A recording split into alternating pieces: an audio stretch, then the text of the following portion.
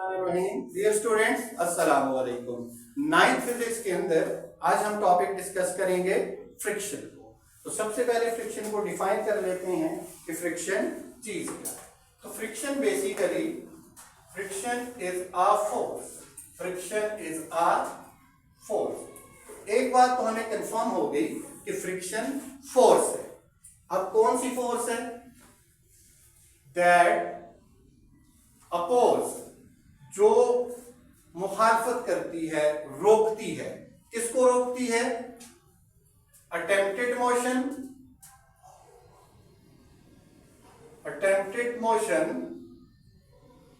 और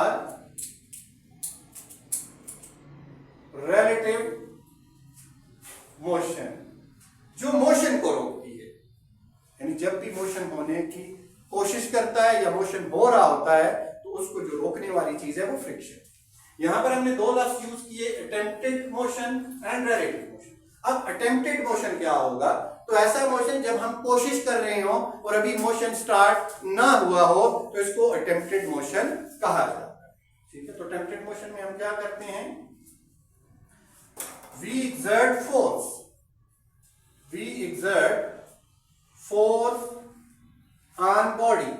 हम किसी बॉडी पर फोर्स लगा रहे होते हैं बट बॉडी नॉट मूव, लेकिन अभी तक वो बॉडी मोशन नहीं कर पा रही होती, तो इसको अटेम्प्टेड मोशन कहते हैं। तो यहां पर लेट्स सपोज हमारे पास एक वजनी बैग है और इस बैग को एक बंदा घसीटने की कोशिश कर रहा है। अब वो बंदा इस पर फोर्स लगा रहा है F, लेकिन इस बैग को ने अभी मोशन स्टार्ट नहीं किया, तो इसको बैकवर्ड डायरेक्शन में जो चीज रोक रही है वो है फ्रिक्शन। दूसरा है रिलेटिव मोशन। रिलेटिव मोशन का मतलब है कि ऑब्जेक्ट किसी सरफेस पे मूव कर रहा है या दोनों ऑब्जेक्ट एक दूसरे के साथ कांटेक्ट में मूव कर रहे हैं। तो रिलेटिव मोशन में क्या होगा? वन ऑब्जेक्ट मूव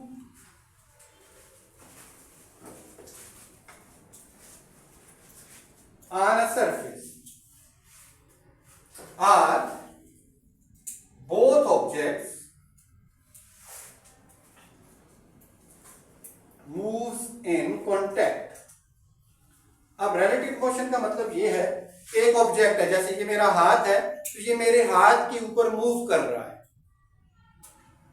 तो one object move on other. या दोनों, अब मेरे दोनों हाथ मूव कर रहे हैं, कांटेक्ट में थे, तो उस वक्त रिलेटिव मोशन होगा। और इस मोशन को भी जो रोकने की कोशिश कर रहा है वो फ्रिक्शन। जैसे अभी हम दोनों हाथों को तेजी से रब करें तो अब ये रिलेटिव मोशन है और बीच में फ्रिक्शन इस मोशन को रोकने की कोशिश कर रहे थे। फ्रिक्शन की सिंबल की हम बात करें तो फ्रिक्शन को हम स्मॉल f से डिनोट करेंगे। इसका फार्मूला जो है, friction is equal to constant into normal force. यहां पर दो लफ्ज यूज हुए हैं फार्मूला में, म्यू और Fn। म्यू जो है ये कांस्टेंट है और इस कांस्टेंट को कोफिशिएंट ऑफ फ्रिक्शन कहा जाता है, जिसको हम नेक्स्ट लेक्चर में तफसील से डिस्कस करेंगे। और Fn जो है ये नॉर्मल फोर्स है। Fn जो है इसको हम नॉर्मल फोर्स कहते हैं और नॉर्मल फोर्स हमारे आज के लेक्चर का हिस्सा है। यूनिट की बात करें तो फ्रिक्शन एक फोर्स है, तो इसका जो यूनिट है वो न्यूटन है और न्यूटन को कैपिटल N से डिनोट किया जाता है। नेचर की बात करें तो ये एक डिराइव्ड क्वांटिटी है और प्लस ये वेक्टर है, क्योंकि इसमें डायरेक्शन होगी। क्या डायरेक्शन होगी? फ्रिक्शन हमेशा अप्लाइड फोर्स के अपोजिट एक्ट करती है, तो इसकी जो डायरेक्शन है वो है opposite to applied force. Opposite to applied force. Applied force के लिए हमने F सिंबल यूज किया है। माइक्रोस्कोपिक बेसिस ऑफ फ्रिक्शन, यानी फ्रिक्शन की वजूहात क्या होती हैं, फ्रिक्शन कब, क्यों, कैसे पैदा होती है। और इसके साथ हमने जो माइक्रोस्कोपिक का लफ्ज यूज किया है, इसका मतलब है फ्रिक्शन की पैदा होने की वजूहात ऐसी हैं जिसको आम आंख से हम नहीं देख पाते, इस वजह से साथ माइक्रोस्कोपिक का लफ्ज यूज हुआ है। Mainly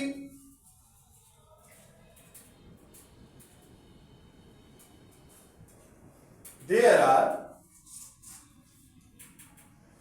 two reasons of friction. Two reasons of friction.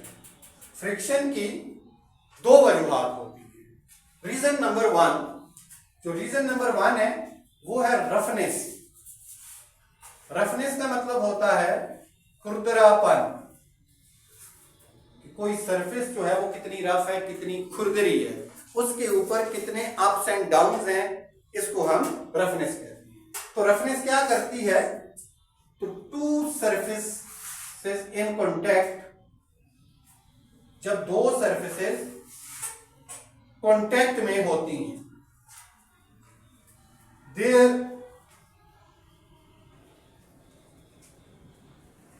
Roughness bumps into each other, bumps into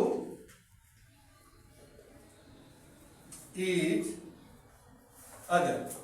हाँ, तो रीजन वन ये है कि दो सरफेसेस, कोई भी दो सरफेसेस हो तो उन पे रफनेस जरूर होगी, कम होगी या ज्यादा होगी, लेकिन जरूर होगी। तो लेट्स सपोज यहां पर हमारे पास ये एक सरफेस है, तो इस सरफेस को अगर मैं माइक्रोस्कोप से ऑब्जर्व करूं तो इसके ऊपर थोड़ी बहुत अप्स एंड डाउन यानी रफनेस मौजूद होगी, जो मुझे आम आंख से नजर नहीं आएगी। अब इस सरफेस के ऊपर मैंने एक बॉक्स को रखा, जब मैंने इसके ऊपर बॉक्स को रखा तो इस बॉक्स के नीचे भी सरफेस बेशक स्मूथ हो लेकिन रफनेस होगी।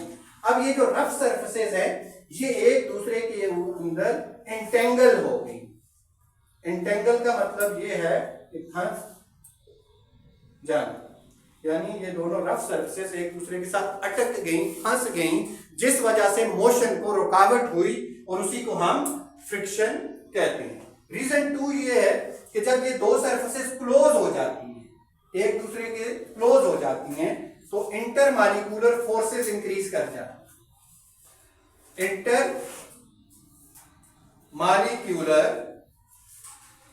फोर्सेस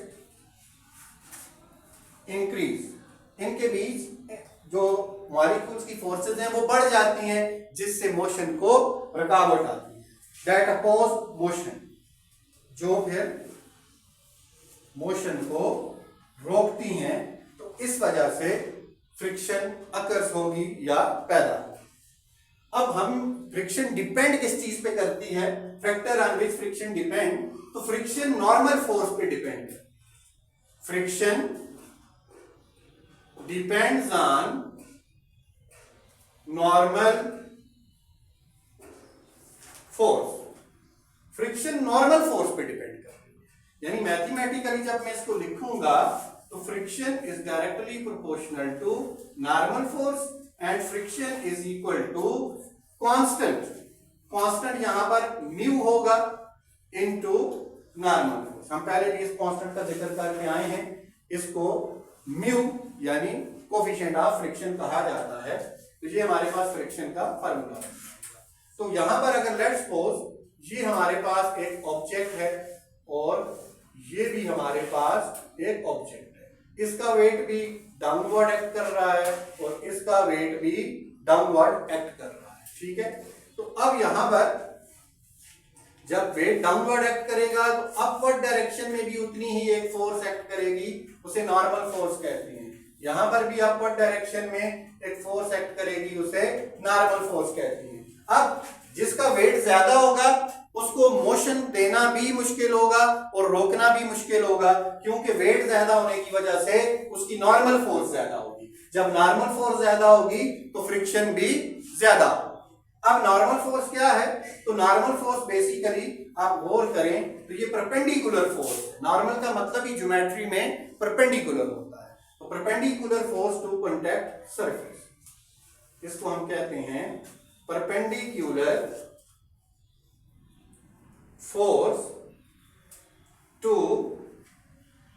कॉन्टैक्ट सरफेस, और इसको हम Fn से डिनोट करते हैं, Fn। अब इसको एक्सप्लेन करते हैं। Let book on table, let book on table, एक टेबल के ऊपर बुक रखी है। तो लेट्स सपोज ये हमारे पास टेबल है और इस टेबल के ऊपर एक बुक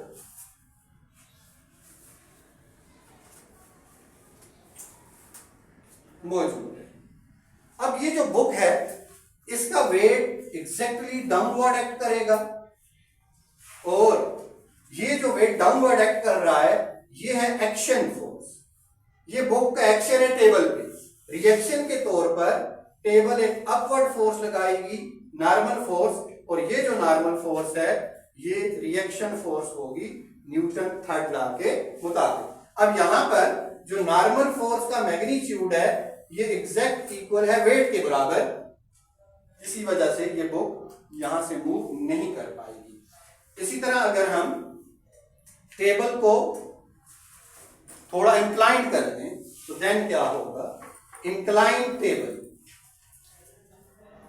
तो इंक्लाइन टेबल को हम थोड़ा सा तिरछा कर देंगे और अब भी बुक जो है वो इसके ऊपर मौजूद है, तो अब भी बुक का वेट तो एग्जैक्टली डाउनवर्ड ही एक्ट करेगा, वेट हमेशा डाउनवर्ड, लेकिन नॉर्मल फोर्स वो कॉन्टैक्ट सरफेस के ऊपर परपेंडिकुलर रहती है। तो यहां पर जो नॉर्मल फोर्स है वो 90 का एंगल बनाएगी सरफेस, कॉन्टैक्ट सरफेस के साथ। देखिए यहां पर भी 90 का एंगल ही बना रही थी, यहां भी वो कॉन्टैक्ट सरफेस के साथ 90 का एंगल। अब यहां पर जो नॉर्मल फोर्स है ये एग्जैक्टली वेट के अपोजिट नहीं है, तो नॉर्मल फोर्स के दो कंपोनेंट हम ले लेंगे, vertical component and horizontal component. तो अब ये वर्टिकल कंपोनेंट वेट के बराबर हो जाएगा।